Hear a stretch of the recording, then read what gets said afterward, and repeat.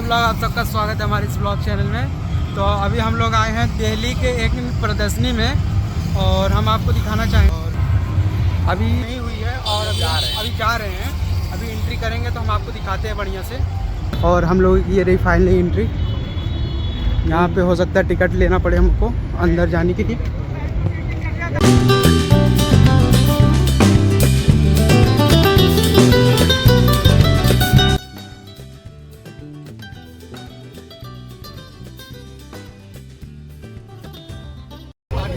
सबसे पहले हम लोग को भी दिखता है यहाँ पे बनारसी पान बाबू। बनारसी पान बाबू, आप आगे चलो। और ये रहे बनारसी पान बाबू भैया। और यहाँ पे कुछ और फिलहाल हम लोग एंट्री हो चुके हैं।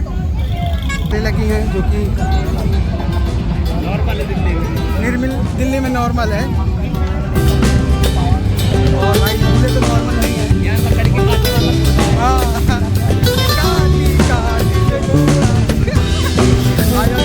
दिखाता हूँ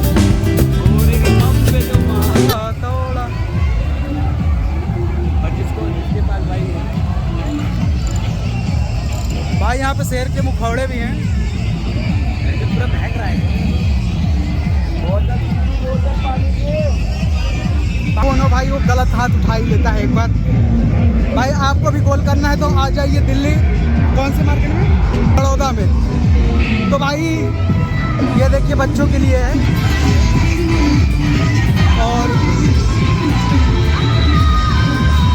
अनुराग भाई बैठोगे इसमें आप? अनुराग भाई बैठोगे?